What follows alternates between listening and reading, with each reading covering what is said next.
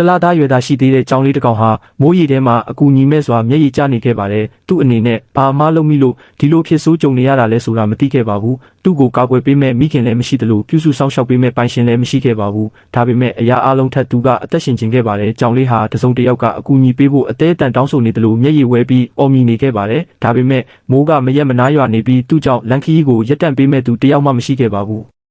အေးဆက်တဲ့မိုးရေတွေကအားနဲ့လုံးနဲ့သူ့ခန္ဓာကိုယ်လေးကိုအကျဉ်းနာမဲ့စွာဆူဆွစေခဲ့ပြီးသူ့ရဲ့အော်တန်တွေကလည်းတဖြည်းဖြည်းပိုမိုအားနဲ့လာခဲ့ပါတယ်ဒီတနာစရာကြောင့်လေးအသက်ရှင်နိုင်ပါမလားနိုင်ဝက်လောက်စောင့်ဆိုင်ပြီးနောက်အလုတ်ကနေအိမ်ပြန်လာတဲ့လူငယ်တယောက်ကနောက်ဆုံးမှသူ့ကိုတွေ့ရှိခဲ့ပါတယ်တစုံတယောက်ကရက်ပြီးသူ့ကိုကြည့်နေပြီဆိုတာသိလိုက်တာနဲ့ကြောင်လေးဟာပိုပြီးကျေလောင်စွာအော်မီလာခဲ့ပါတယ်အကူညီပေးပါလို့ပြောနေတယ်လို့ပါပဲလူငယ်ကပတ်ဝန်းကျင်ကိုကြည့်လိုက်တဲ့အခါဒီတိရစ္ဆာန်လေးကိုပ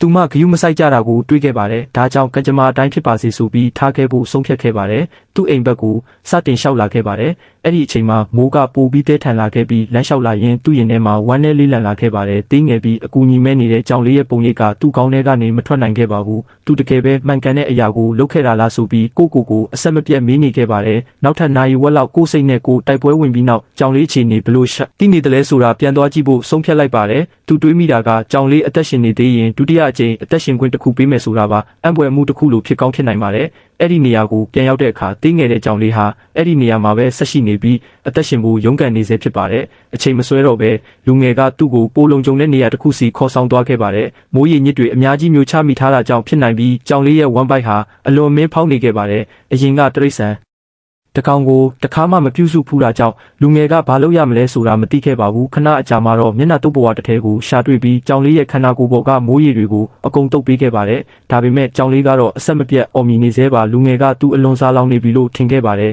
အနီးမှာရှိတဲ့လူတချို့ရဲ့အကြံပေးမှုနဲ့အနီးဆုံးဆိုင်ကနေကြောင်ပေါက်လေးတွေအတွက်တီးတန့်ထုတ်လုပ်ထားတဲ့နိုးမုံကိုဝယ်လာခဲ့ပါတယ်အတွေ့အကြုံမရှိတာကြောင့်နိုးမုံကိုရေအေးနဲ့ဖျော်ခဲ့ပါတယ်နိုးမုံကလုံးဝမပြေ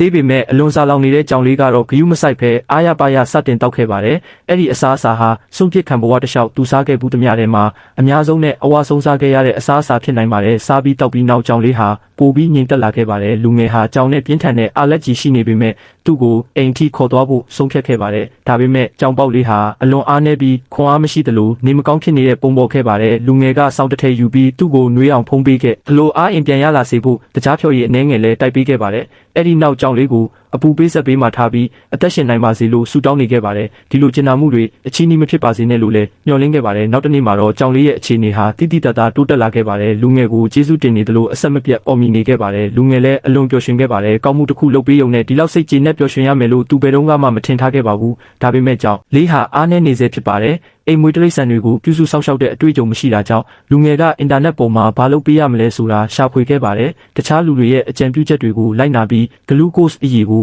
အနှဲငယ်စီနဲ့သတ်မှတ်ထားတဲ့အချိန်တိုင်းဆက်လက်တိုက်ပေးခဲ့ပါတယ်၃ရက်မြောက်နေ့မှာတော့ကြောင်လေးဟာအများကြီးပိုကောင်းလာခဲ့ပါတယ်အိမ်ထဲမှာတော့စားစော့ပြီးစုပ်ကစားလာခဲ့ပါတယ်အားရင်ပြည့်လာတဲ့ကြောင်လေးကိုမြင်လိုက်ရတဲ့အခါလူငယ်ကအပြေးသွားပြီးသူ့ကိုချီယူကအပူပေးဆက်အနားမှာပြန်ထားပေးခဲ့ပါတယ်အဲ့ဒီနောက်သူ့အတွက်လှပတဲ့နာမည်တစ်ခုပေးဖို့ဆုံးဖြတ်ခဲ့ပြီးလိုင်ဘူးလို့နာမည်ပေးခဲ့ပါတယ်လိုင်ဘူးရဲ့မျက်လုံးတွေဟာမကြာခဏမျက်ရည်တွေနဲ့ပြည့်နေတတ်ပါတယ်အဲ့ဒါဟာသူ့ကိုကယ်တင်ပေးခဲ့တဲ့လူငယ်ကိုကျေးဇူးတင်ကြောင်းပြသတဲ့နည်းလမ်းဖြစ်ကောင်းဖြစ်နိုင်ပါတယ်လိုင်ဘူးဟာသူ့ဘဝမှာဒီလောက်ကံကောင်းလိမ့်မယ်လို့ဘယ်တော့မှမတွေးခဲ့ပါဘူးအဲ့ဒီနေ့မှာသူ့ဘေးကနေလူအများကြီးဖြစ်သွားခဲ့ကြပေမဲ့သူ့အလိုအဆုံးချိန်မှာပြန်လာပြီးလက်ကမ်းကူညီပေးခဲ့တဲ့လူတစ်ယောက်ပဲရှိခဲ့ပါတယ်အဲ့ဒီလူငယ်သားအချိန်မီပြန်မလာခဲ့ရင်ဒီသေးငယ်တဲ့ကြောင်လေးဟာအသက်ဆုံးရှုံးသွားနိုင်ပါတယ်ကျင်နာမှုနဲ့မေတ္တာပြေဝတဲ့နှလုံးသားတစ်စုံကဒီကြောင်လေးကိုဒုတိယအကြိမ်အသက်ရှင်ခွင့်ပေးခဲ့တာပါတေချင်းကသူ့ကိုခေါ်ဆောင်သွားတော့မဲ့အချိန်နှဲငယ်လိုမှာပဲသူ့ဘဝတစ်လျှောက်အကျဉ်းနာဆုံးကဲတင်ရှင်တစ်ယောက်ကိုတွေ့ခဲ့ပါတယ်နောက်ဆုံးမှာတော့ဒီလူငယ်ရဲ့စောင့်ရှောက်မှုအောက်မှာလိုင်ဖူဟာပျော်ရွှင်ကျန်းမာပြီးမေတ္တာတွေနဲ့ဝန်းရံခံရကနှစ်ပေါင်းများစွာအသက်ရှင်နေထိုင်နိုင်ပါစေလို့မျှော်လင့်ပါတယ်ဒီလိုလှပတဲ့ဇလန်းလေးအတွက် like တွေမျှဝေမှုတွေနဲ့ချီးကျူးစကားတွေအများကြီးပေးကြရအောင်ဒီအထိကြည့်ရှုပေးခဲ့တဲ့အတွက်လည်းအထူးကျေးဇူးတင်ပါတယ်ဖခင်သခင်ကတင်းနဲ့တင့်မိသားစုကိုကောင်းချီးပေးပါစေ